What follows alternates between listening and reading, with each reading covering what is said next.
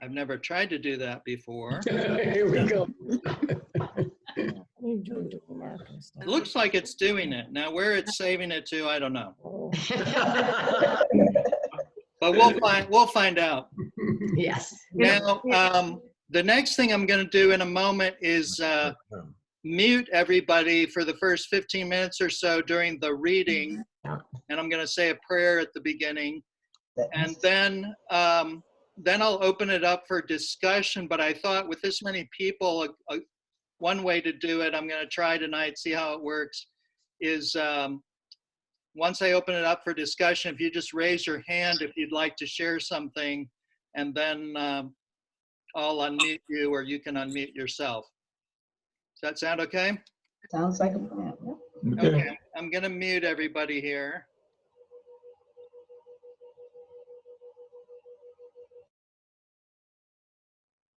Okay, can everybody still hear me all right? Good. Well, considering the events of the last 24 hours or so, I think it's more appropriate than ever to open with a word of prayer together. Let's bow. Father, we thank you that you are our God in good times and in bad. We thank you that you are still on the throne, not only of our world, but of the universe.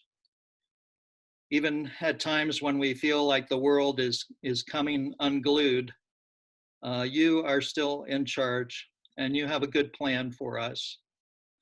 We pray that you'd bring peace to our unsettled hearts. We pray that you would bring peace and unity in our nation and in our individual communities. And we pray for a peaceful transition of political power in our country, such as has gone on for over 200 years.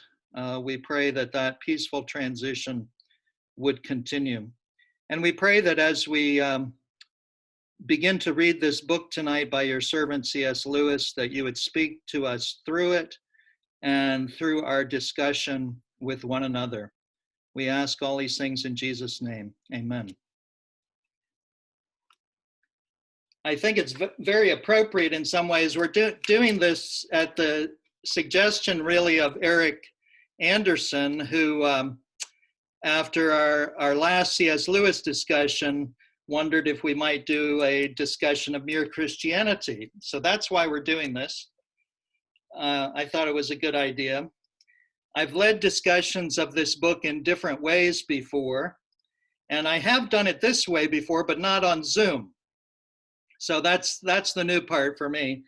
But I have led discussions where we read a chapter each week out loud and then discuss it. So that's what we're going to do, and we'll see how this goes as we move along.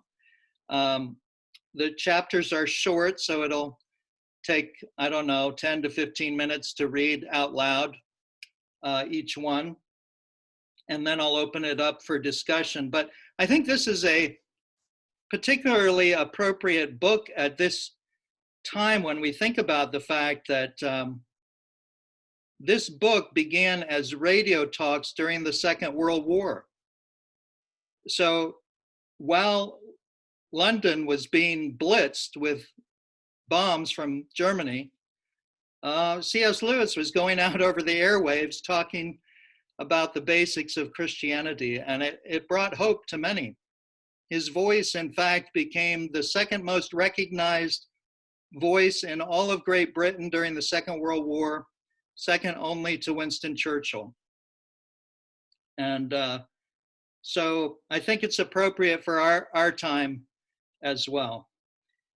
And so I want to begin by reading this preface to the book, which kind of explains a little bit about the circumstances and how it all came about.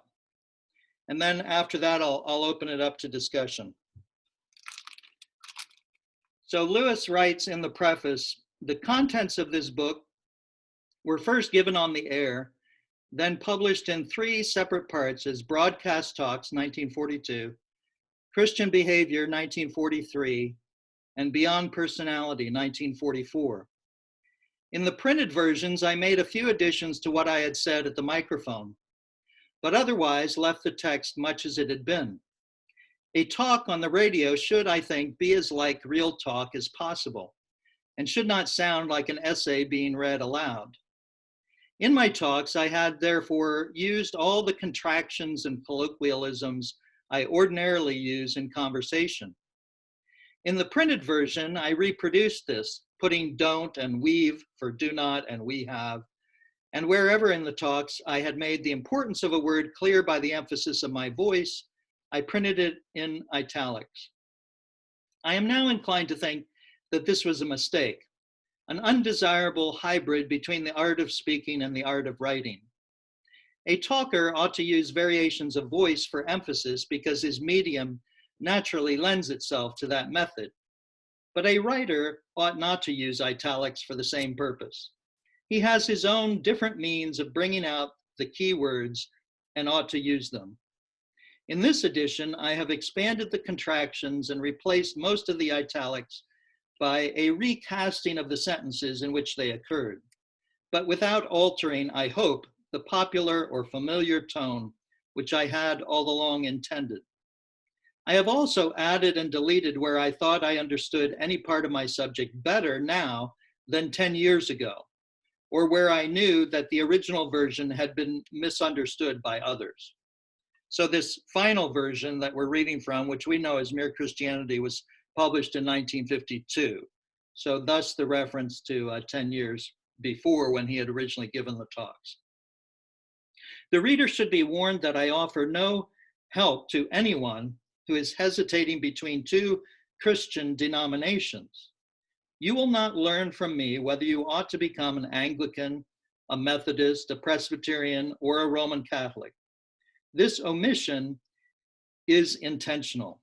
Even in the list I have just given, the order is alphabetical. There is no mystery about my own position. I am a very ordinary layman of the Church of England, not especially high, nor especially low, nor especially anything else. But in this book, I am not trying to convert anyone to my own position. Ever since I became a Christian, I have thought that the best, perhaps the only service I could do for my unbelieving neighbors was to explain and defend the belief that has been common to nearly all Christians at all times. I had more than one reason for thinking this. In the first place, the questions which divide Christians from one another often involve points of high theology or even of ecclesiastical history, which ought never to be treated except by real experts. I should have been out of my depth in such waters, more in need of help myself than able to help others. And secondly, I think we must admit that the discussion of these disputed points has no tendency at all to bring an outsider into the Christian fold. So long as we write and talk about them, we are much more likely to deter him from entering any Christian communion than to draw him into our own.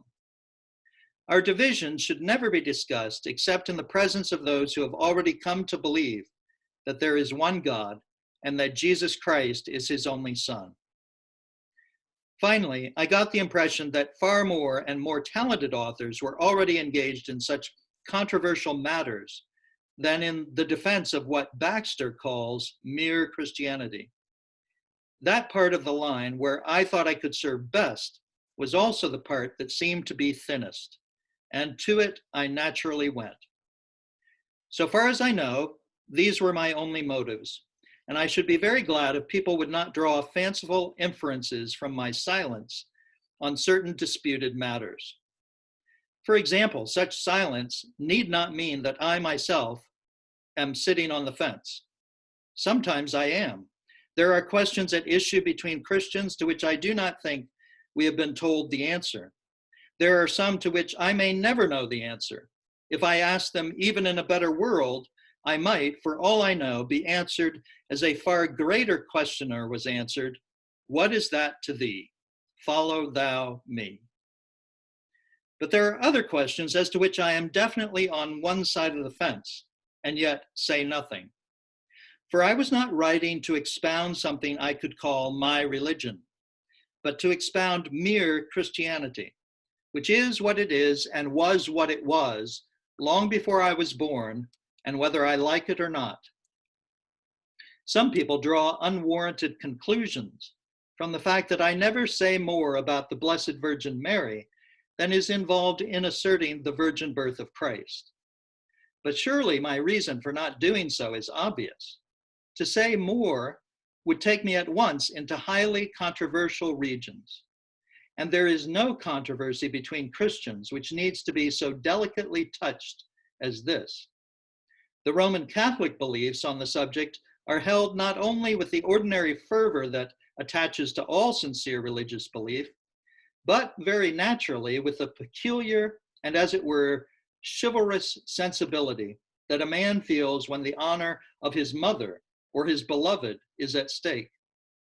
It is very difficult so to dissent from them that you will not appear to them a cad as well as a heretic. And contrariwise, the opposed Protestant beliefs on this subject call forth feelings which go down to the very roots of all monotheism whatever. To radical Protestants, it seems that the distinction between creator and creature, however holy, is imperiled, that polytheism is risen again.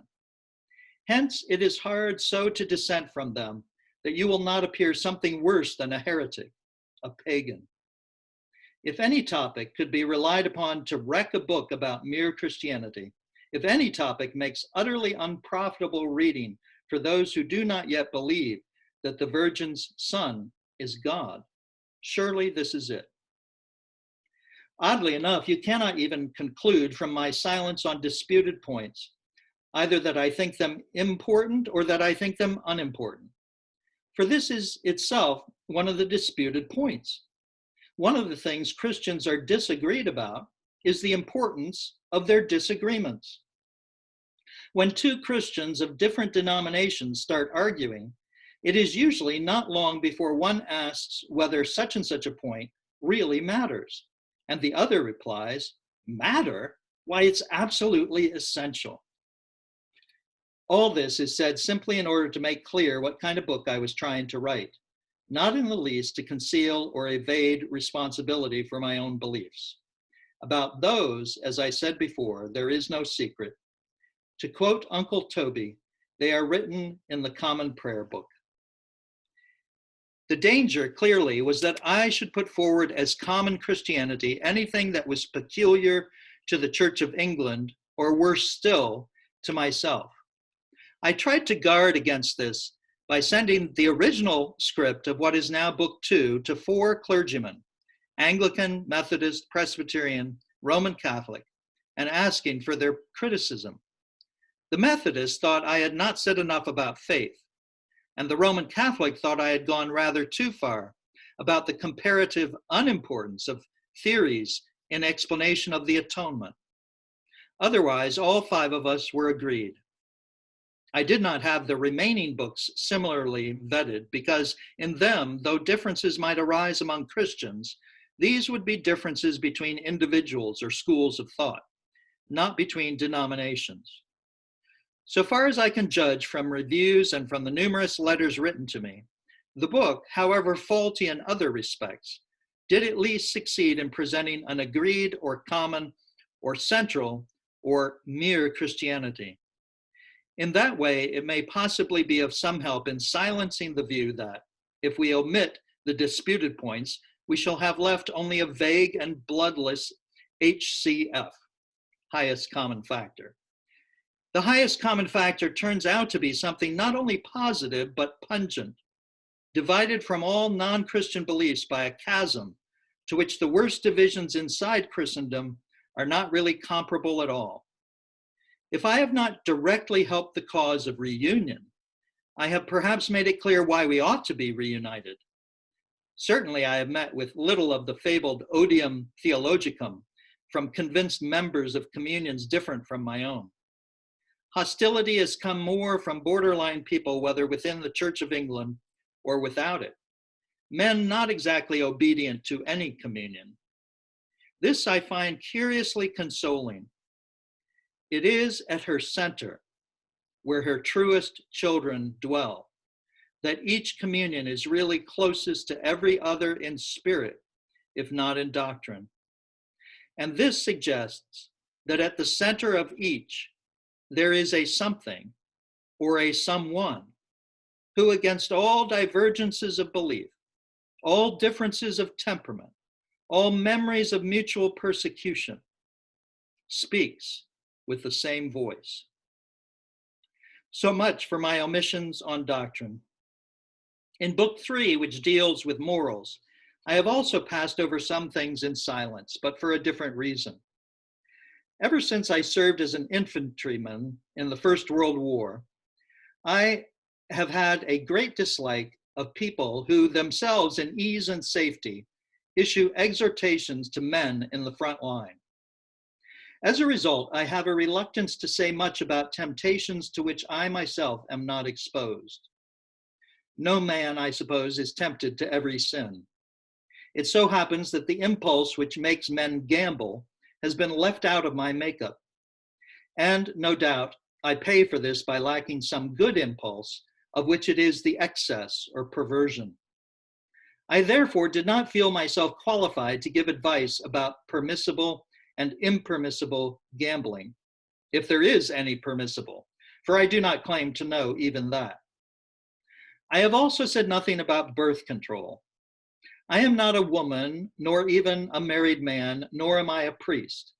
I did not think it my place to take a firm line about pains, dangers, and expenses from which I am protected, having no pastoral office which obliged me to do so. Far deeper objections may be felt and have been expressed against my use of the word Christian to mean one who accepts the common doctrines of Christianity. People ask, who are you to lay down who is and who is not a Christian? Or may not many a man who cannot believe these doctrines be far more truly a Christian, far closer to the Spirit of Christ than some who do? Now, this objection is in one sense very right, very charitable, very spiritual, very sensitive. It has every amiable quality except that of being useful. We simply cannot, without disaster, use language as these objectors want us to use it. I will try to make this clear by the history of another and very much less important word. The word gentleman originally meant something recognizable, one who had a coat of arms and some landed property. When you called someone a gentleman, you were not paying him a compliment, but merely stating a fact. If you said he was not a gentleman, you were not insulting him, but giving information. There was no contradiction in saying that John was a liar and a gentleman, any more than there now is in saying that James is a fool and a master of arts. But then there came people who said so rightly, charitably, spiritually, sensitively, so anything but usefully, but surely the important thing about a gentleman is not the coat of arms and the land, but the behavior. Surely he is the true gentleman who behaves as a gentleman should. Surely, in that sense, Edward is far more truly a gentleman than John. They meant well. To be honorable and courteous and brave is, of course, a far better thing than to have a coat of arms. But it is not the same thing. It is not a thing everyone will agree about. To call a man a gentleman in this new refined sense becomes, in fact, not a way of giving information about him, but a way of praising him. To deny that he is a gentleman becomes simply a way of insulting him. When a word ceases to be a term of description and becomes merely a term of praise, it no longer tells you facts about the object. It only tells you about the speaker's attitude to that object. A, quote, nice meal only means a meal the speaker likes. A gentleman, once it has been spiritualized and refined out of its old coarse, objective sense, means hardly more than a man whom the speaker likes. As a result, gentleman is now a useless word. We had lots of terms of approval already, so it was not needed for that use. On the other hand, if anyone, say in a historical work, wants to use it in its old sense, he cannot do so without explanations. It has been spoiled for that purpose. Now, if once we allow people to start spiritualizing and refining, or as they might say, deepening the sense of the word Christian, it too will speedily become a useless word. In the first place, Christians themselves will never be able to apply it to anyone. It is not for us to say who, in the deepest sense, is or is not close to the Spirit of Christ. We do not see into men's hearts. We cannot judge and are indeed forbidden to judge. It would be wicked arrogance for us to say that any man is or is not a Christian in this refined sense.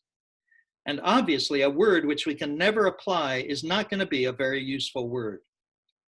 As for the unbelievers, they will no doubt cheerfully use the word in the refined sense. It will become in their mouths simply a term of praise. In calling anyone a Christian, they will mean that they think him a good man. But that way of using the word will be no enrichment of the language, for we already have the word good.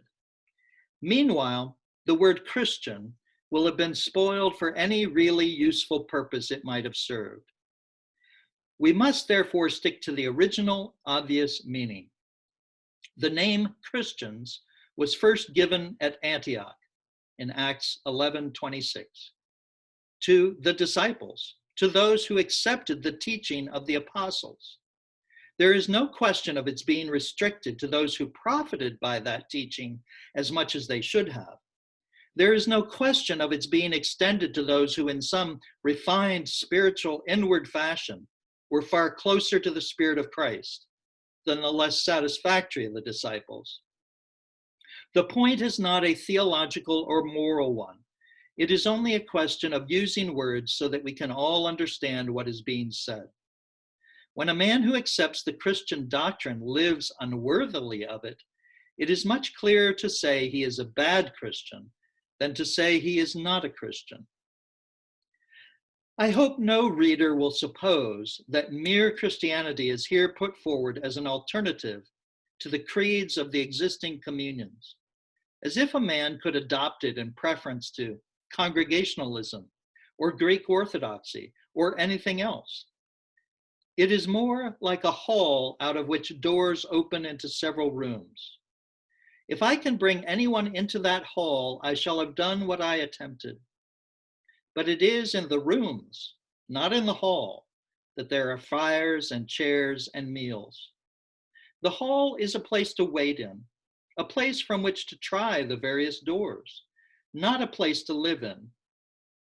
For that purpose, the worst of the rooms, whichever that may be, is, I think, preferable. It is true that some people may find they have to wait in the hall for a considerable time, while others feel certain almost at once which door they must knock at. I do not know why there is this difference, but I am sure God keeps no one waiting unless he sees that it is good for him to wait. When you do get into your room, you will find that the long wait has done you some kind of good, which you would not have had otherwise. But you must regard it as waiting, not as camping. You must keep on praying for light.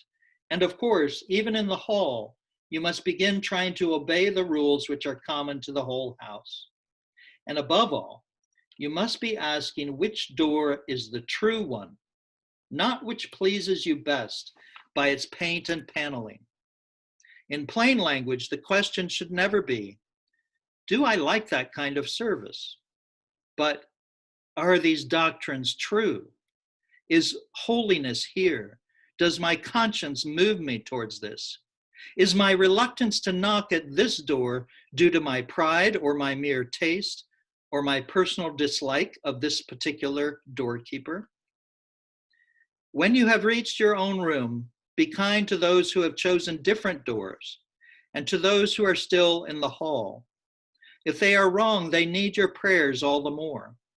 And if they are your enemies, then you are under orders to pray for them. That is one of the rules common to the whole house. So I think that was just a little bit longer than each of the chapters is going to be, because that was an introduction to the whole, and he covers a few different topics there. But let's open it up for questions. Just raise your hand if you have a question or comment. Who wants to start us off? David, let me unmute you here.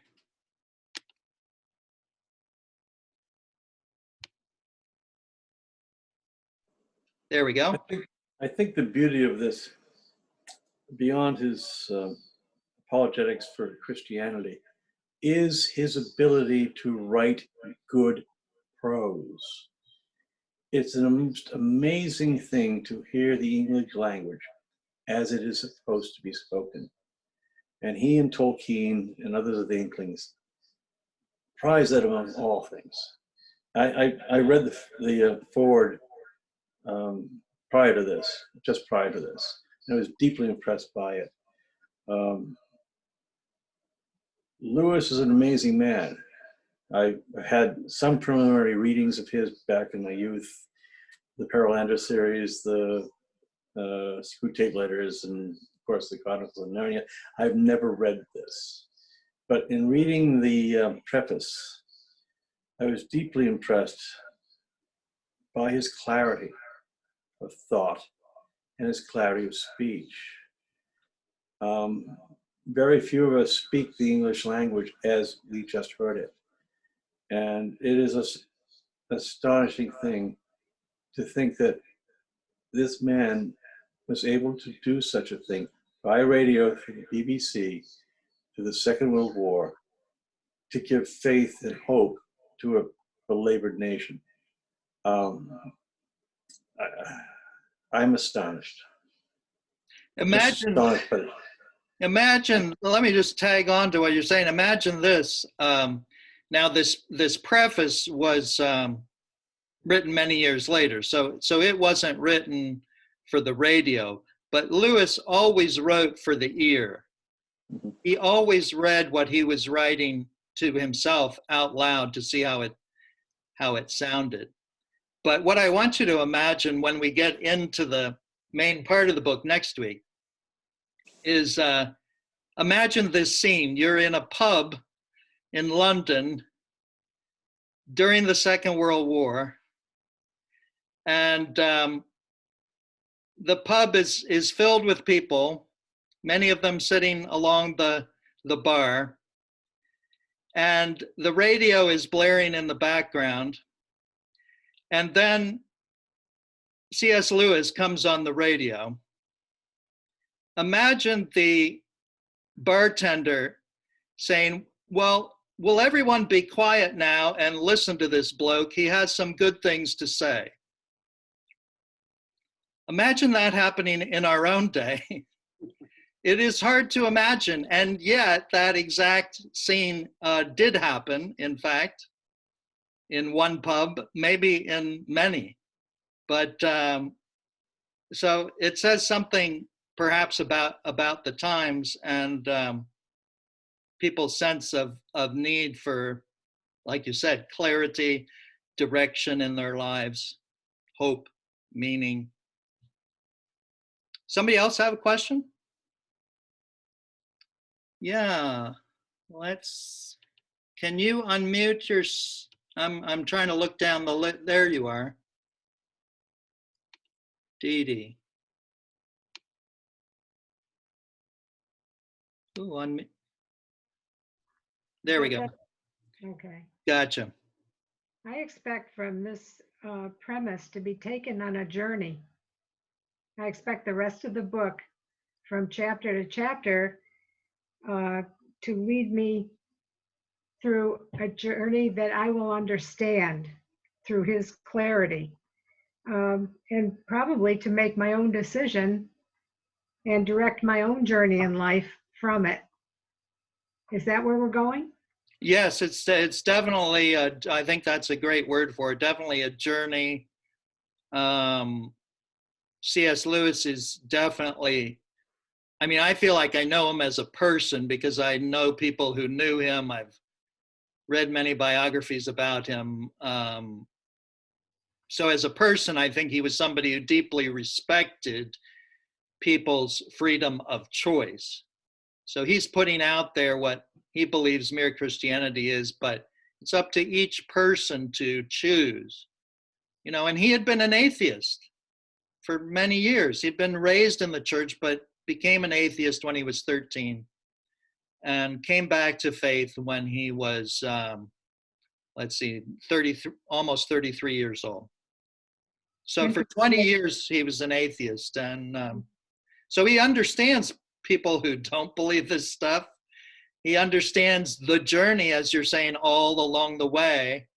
And yes, he's going to lead us on a journey. Although I will also say that because these were individual radio talks, though there's a connection between each, it's also possible, if you miss some of our sessions or if other people come in who didn't get the beginning, it's pretty possible, I think, to understand what's going on, even though you haven't gotten the earlier parts. Though I would say this first section that we're going to read starting next week, Right and Wrong as a Clue to the Meaning of the Universe, it's very closely argued statement, and each part's connected to the one before. So that first section, each part really depends on the chapter that came before. But it sounds to me like it's going to be a very clear jump from one to the other. Yeah, I think so. Lewis never uses, and as far as I can see, he never uses any jargon. There was one Latin phrase in there, which in his, what shall we say, in his books of literary criticism, his professional kind of writing, there's a lot of that. He tends not to do that here because he's trying to make it accessible to the average person. So there's no jargon. There's very clear language. If anything, I find, I just have to slow down and really think about what he's saying and take it in. Okay, so Lorraine, do you want to unmute yourself, or I can? Let me see. Oh, there you are. I don't know whether because I muted you, whether I have to unmute. Whoop.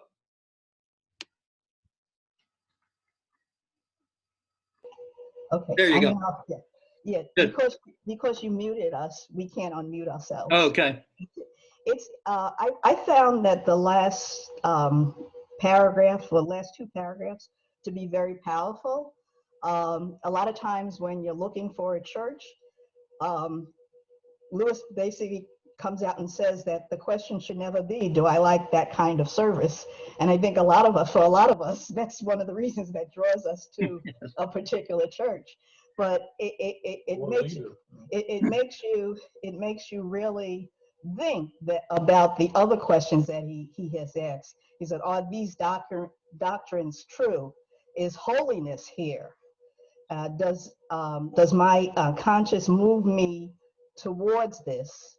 Is my reluctance to knock at this door due to my pride or my mere taste or my personal dislike of this particular doorkeeper?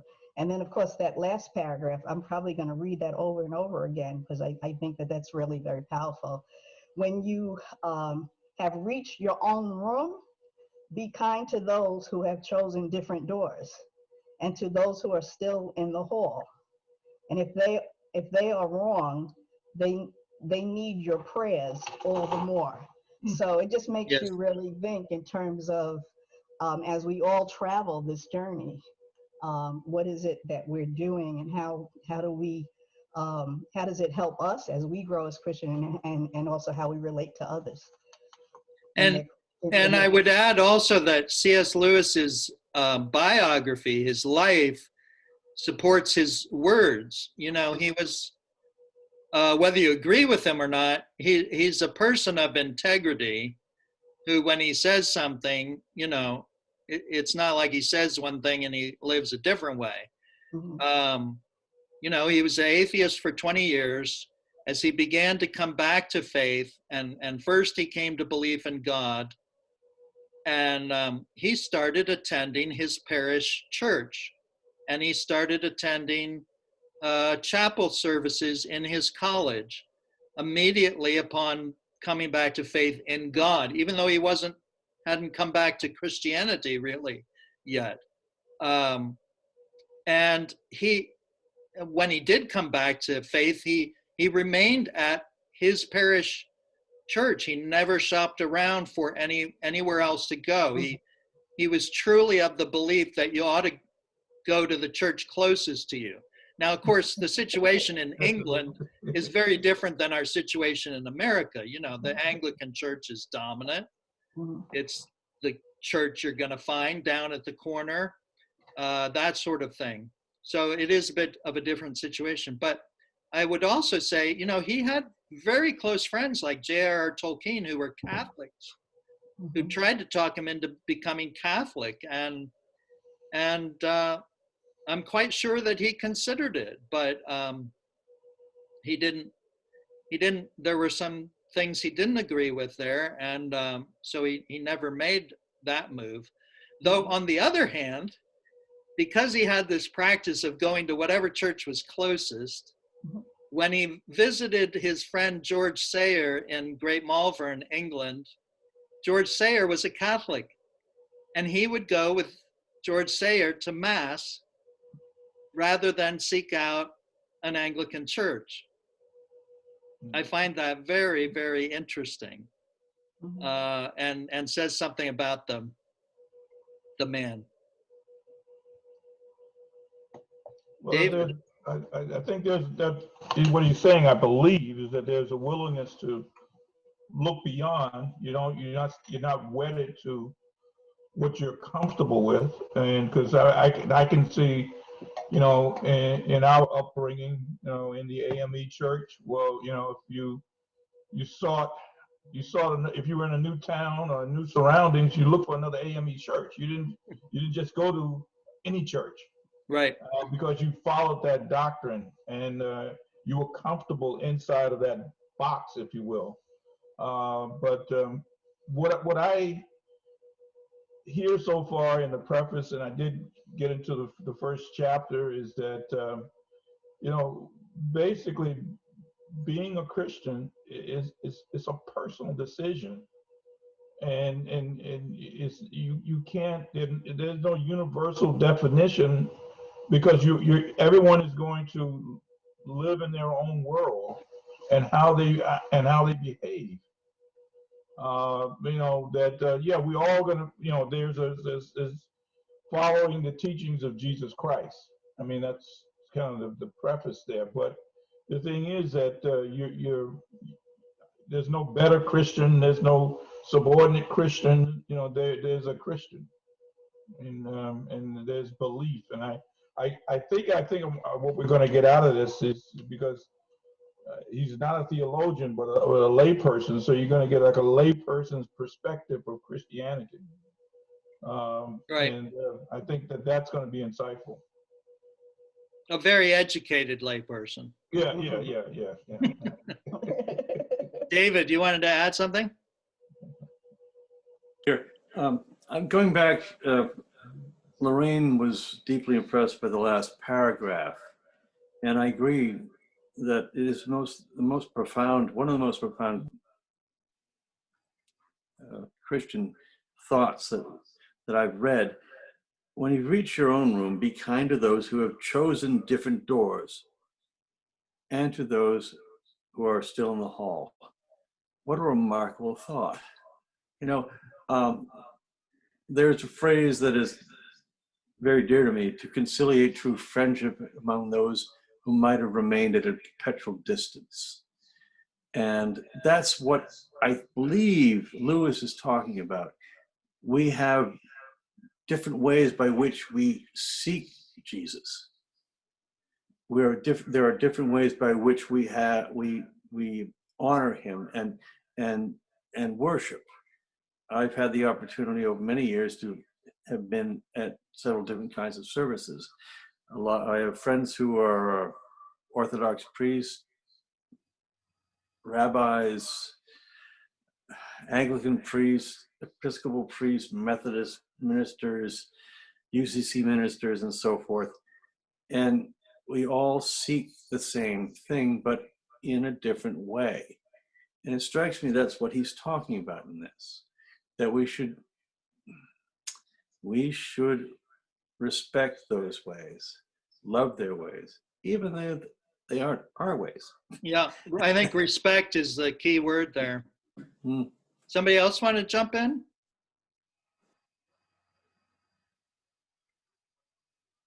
Question?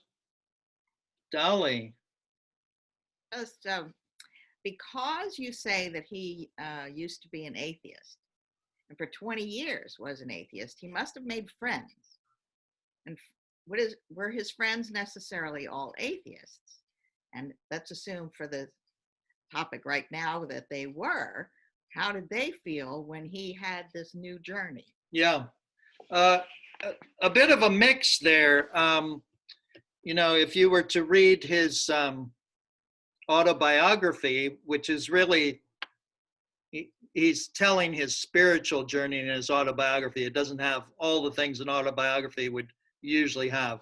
But he does mention how when he arrived at Oxford, so when he was 18, he encountered there a number of people who became his friends who he felt were all more obedient to a moral code than he was. So he, for whatever reason, he fell in with a number of people, some of them Christian, some of them not, but who were good people who challenged his own personal lack of a moral code just by being who they were. So that had a powerful influence on him. So those people, whether Christian or not, I think generally, accepted his conversion. Did he proselytize at all? He, it sounds strange because, here he is on the radio, in a sense, proselytizing, but he had a strong aversion to that because he knew how he reacted to the same thing as an atheist. So he never uninvited approached another person, individually face to face to sort of present the gospel to them. Now, if he had a student or a friend or somebody who asked a question, or then he'd discuss.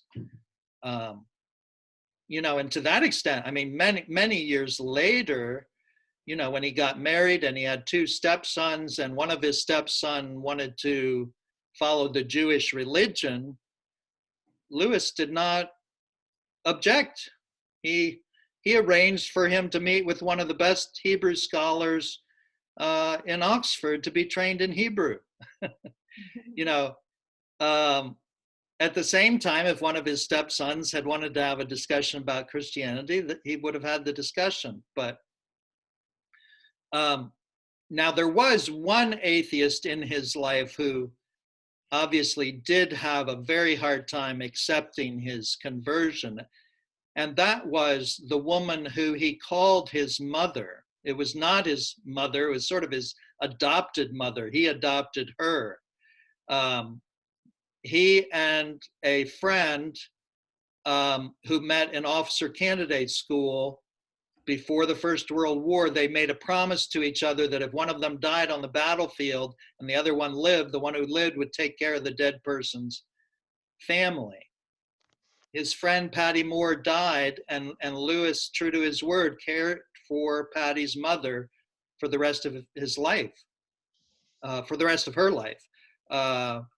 And they shared a common home together, and she was an atheist, and so was he at first, no problem. But then when he came back to faith, and his brother also, who lived with them, came back to faith, she had a very hard time accepting it. And every Sunday when the two brothers would walk to church and they'd leave the house together, Mrs. Moore would call after them and say, "Off to the blood feast again?" Wow. So Yeah.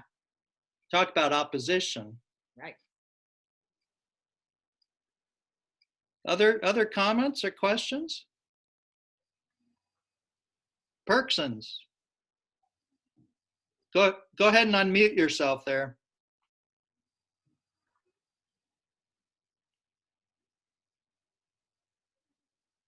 There you go.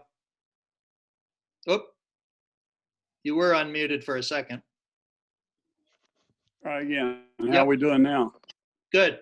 I believe when he went to the different schools, I think in his life he wound up going to different schools because his father couldn't take care of him. And so he sent him to these private schools. He wound up meeting with friends, and didn't they form councils? And through their meetings and everything, discussing philosophy, I think originally, they found that they had some common interest, and this led to a Christian movement. I don't know if it was at Oxford, but at one of the schools along the way. Am I wrong? Well, there's a couple different parts to what you just said. As far as the schools he went to before he went to university, that was not because his father couldn't care for him, but it was simply, he grew up in Belfast, you know, and it was simply the thing that was done for somebody of their station, sort of upper middle class, to, you know, and Protestant, to send. And if you lived in Northern Ireland at that time, it was a common thing to send your children to school in England. Yes. So that's why he went to boarding school in England. Now, when he got to Oxford, yeah, a number of things happened. One, you know, after he became a fellow at Magdalen College and he was teaching through the English faculty, he met J.R.R. Tolkien, who they had a lot in common. At first, you know, Tolkien was Roman Catholic and Lewis was an atheist, but eventually, you know, Lewis came back to faith, and so they even had that in common. But they shared an interest in the same kinds of stories and all of that. So eventually their friendship, you know, to that friendship were added many others, and many important discussions came out of that. But another thing he did also during the Second World War, he was approached by a student at the university who wanted to start a sort of club, which there were many in that day, and to this day there are many at Oxford. And the club she wanted to start was came to be known as the Socratic Club, and it was for the purpose of discussing various Christian and philosophical beliefs. And so they would invite various speakers to address the group. You know, in 1 week the speaker might be an atheist, and they might have a Christian respond. You know, the next week it might be a Christian speaking, and they'd have an atheist respond, and so on. So that was, yes, I think that's what I was talking about. yeah, the Socratic was Club. that group? Yeah, Right. yeah. Other questions? I was just going to say we all have our own path. Yes.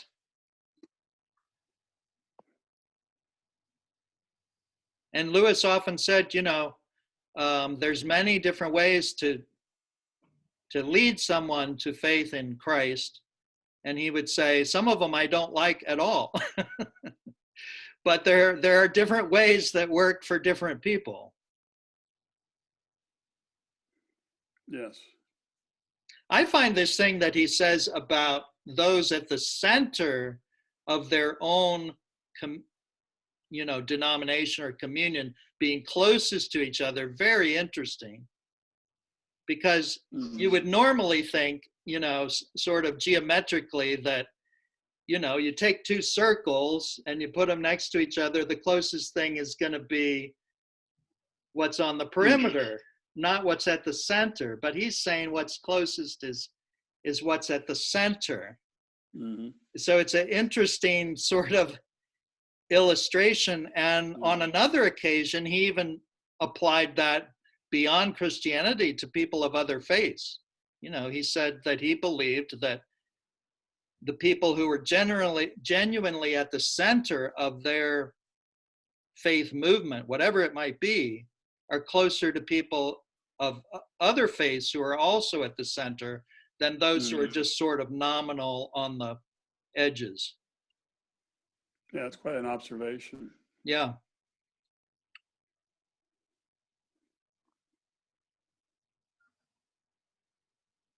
Other questions or comments? No. I guess I could. Yeah, go ahead. Yeah, so I also like the last part of it concerning the hallways and the rooms and so Yes. forth, because it kind of struck home. I was thinking back two things where you often hear some event happens, or you wonder about where you are in life, and say, well, it's God's will, or there's a bigger plan for you, and never quite seemed right somehow, those sayings. But then looking at it this way, you can think, well, I guess I'm still in the hallway trying to find my room somehow as to where to go. But then also where we grew up in Missouri, it's it's part of that area is part of the Bible Belt, and there it is very stratified. You were judged on what church you belonged to, and it was for me, it didn't really shake my faith in God, but it wasn't very satisfying about organized church in a way, because not everyone certainly, but there were a fair number of people there that would judge you on what church you belonged to, what part you were. And it was kind of disconcerting, because you're thinking, well, we're all Christians, we're all here together. Why are you so special and I'm not, simply because you're a Southern Baptist and I'm not, or something like that. Fortunately, some of that seems to be fading. Yeah, I hope so. I think that was more true at the beginning of, I think we're close to the same age. Yeah. At the beginning of our lives than it is now. It was certainly more true in Lewis's time. The boundaries were more clearly defined. Yeah. Between denominations, and you didn't see as much crossover as today. Yeah. Because there's also the phenomenon you're talking about, that most of us have grown up in a certain tradition. It's more common now for people to then try something else. Yeah. At least among Protestants, especially, you grew up a Baptist, but you might become a Methodist at some point, or Congregational, or whatever. I know I've attended many different kinds of churches. There's that aspect too. Yeah, just interesting. Oh, Wendy. Yeah, I was just thinking a little bit about the people. You're commenting about people at the center of their various denominations, I guess would be a word. It made me think that maybe the people that are at the center, instead of kind of on the edge, what they all have in common would be they have a very deep faith. So they can communicate that faith to one another and recognize it in one another, even if maybe they don't agree on all the details. Right. They don't sweat the small stuff, but they have the big stuff together. Yes. And that kind of made it make sense. Made it make sense to me. Yeah. And I love Lewis's comment there that this suggests that maybe there's someone at the center who's secretly, invisibly binding everybody together, so to speak. He has a marvelous way of sneaking up to statements like that throughout this book, sort of like saying, well, what if all this stuff we're talking about is really real? Yeah. What if there really is a personal God and his son, Jesus Christ, who is alive and at the center of our worshiping activity. What if?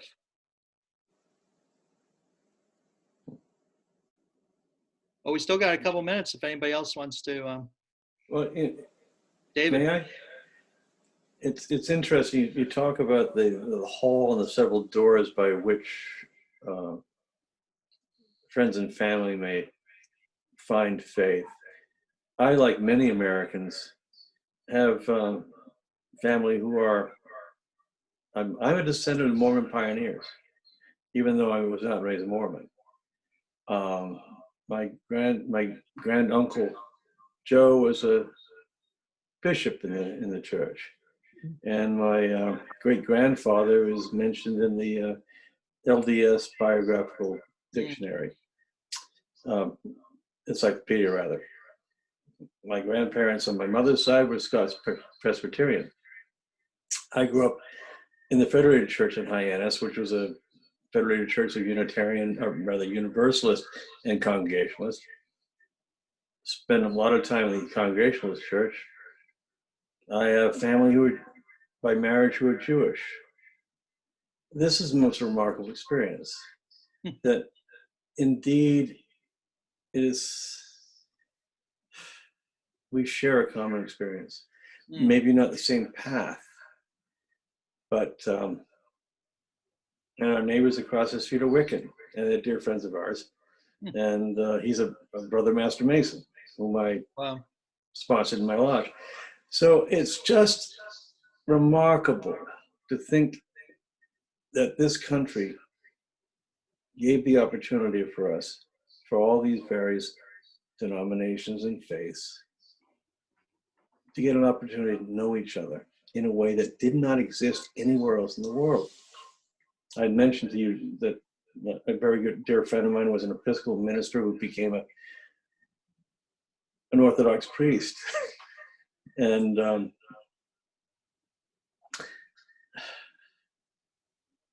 I just find the story in the last paragraph about the hall and the many doors to be so remarkably true when I think about my dear friends whom I shared many experiences with.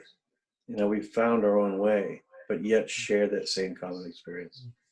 Interesting thing about Mormons, you mentioned Mormons, and you know, I would have many disagreements doctrinally with many.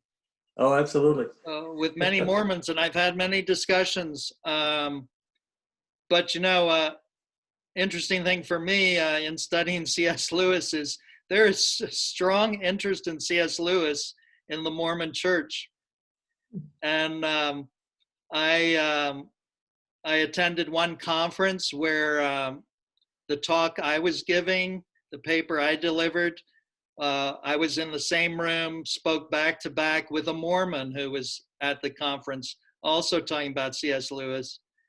One of the best interviews I've ever given on or participated in on radio was with NPR out of Utah. And the other person they were interviewing was from Brigham Young University, and we were talking about C.S. Lewis. And, you know, so it's interesting. Yeah, it is. It's funny. I mean, my great-grandfather founded what is now Magna, Utah, which is just a little west of Salt Lake. He was one of the first pioneers, one of the first converts from Great Britain. It's a long tale. Anyway, Well, yeah. it's so funny how we all seek the same thing, but through different ways. Well, we are at 8 o'clock, so I think that's it for this week. Next week we'll go on to chapter 1. Feel no obligation to read this on your own, but if you want to, go right ahead. But we'll be reading a chapter aloud each week and see how we go. God bless you, sir. Thank you all. Bye, Carolyn. I love you. Carolyn. Hi, Lorraine.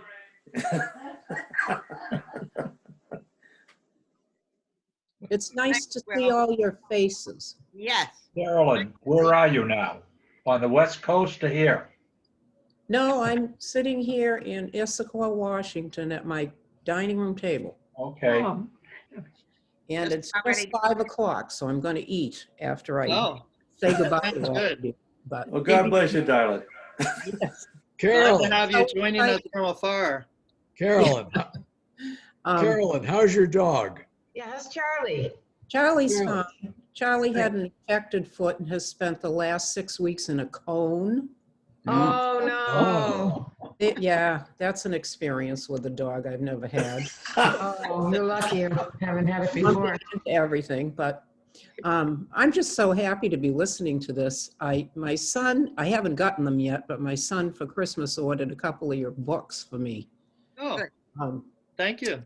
yeah, I haven't gotten them yet, but I'm excited to read them.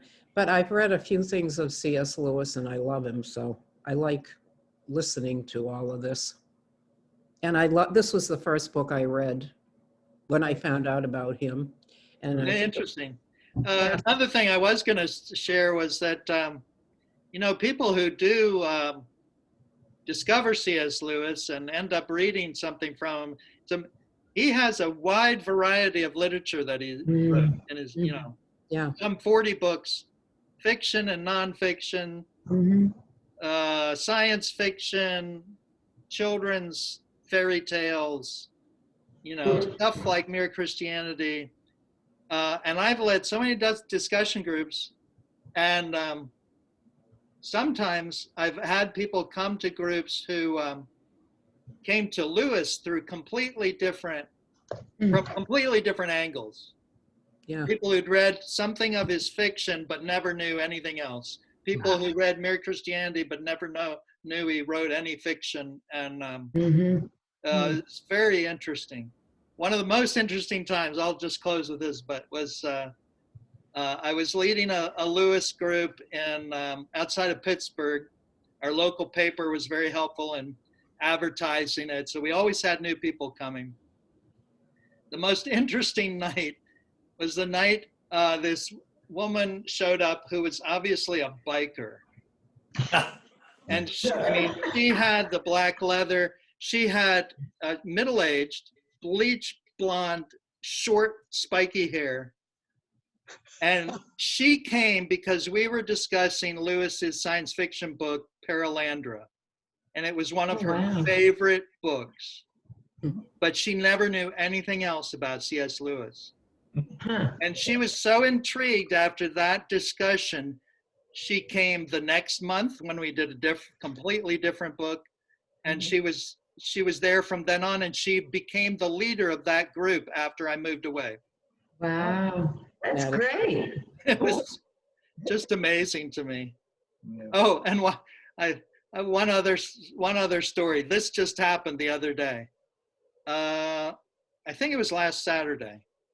We went to Chatham in the late afternoon so we could see the Christmas lights there. And we're walking down the main street, and there's a little bookstore there that has new and used books. Of course, I love used bookstores. So I had to go in. So I was in there for quite a while, and Becky and Josh are waiting for me outside. But I was standing there, and as I was getting ready to leave, I hear this young man, looked like he was maybe Indian, speaking to another young man. They looked like they were both maybe college students. And one said to the other, "Have you ever read Mere Christianity?" And the other one said, "Yeah, it's a fantastic book." "Well, do you think I should try it?" "Yes, you should read it." And I thought, this is amazing. This week we're going to have this discussion. And Did you give him the Zoom number? I was going to say. No, I did. Becky asked me that after I came out. I said, no, I didn't want to proselytize, but I should have. I should have. But it's a very popular book. I mean, I've challenged people to tell me this, and I've never had somebody come up with an answer. Tell me a book from the 1940s or 50s even that today is still selling 150,000 copies a year. Yeah. Yeah. Probably not many, if any. Right. So there's something about it. Yeah. It's the way he puts things. It's amazing. Perhaps. Even the publishers don't understand why it sells so well. They're just glad that it does. It's timeless. I think you have to get into the rhythm of how he writes, though. Yeah. Because when I first read it, I got parts of it, not other, and I went Absolutely. and read it a second time. Yep. And yeah, so it's an interesting. I gave up the first time I tried. Well, it's Now, funny. A couple I of places only- where he describes I think it's something to do with the sanctification process and what happened to him internally as he grew as a Christian. And at that particular time, a lot of it I could relate to. So that hooked me. And then I went back and read it a second time to get the rest Right. of it. Yeah. I often think- tell Christians who are reading the book, you know, if the first part of the book stumps you or you want to give up on it, jump to the third section on Christian behavior, because it's very practical. You know, you might not agree with all of it, but it's very practical. Right. Whereas the first part of the book's more philosophical. I found reading the foreword aloud was remarkable. He wrote it to be spoken, Yeah. not just to be read. And so it came to me deeply. And I've only just read it an hour ago. Yep. So if you get a hold of the book and you wish to study it, I suggest, as Will is doing now, giving us his, as he would have done on the BBC, reading it aloud. Read it aloud to yourself. In one of It's these astonishing. sessions, there's only one recording left of all of those talks that became Mere Christianity. Main reason is because he did most of it live. But there were a couple of occasions where they needed to record ahead of time, schedule-wise, and only one of those survived. And I'll play that for you in one of our sessions. great. Get to that one. That'll be fun. Yeah. Great. Yeah. Well, have a good night, everybody. Okay, thank Thank you. you. Right, thank you. Great to see everybody. Yes. Good night, and thank you for, we'll see you on the 17th when they make us a member. Yeah. God bless.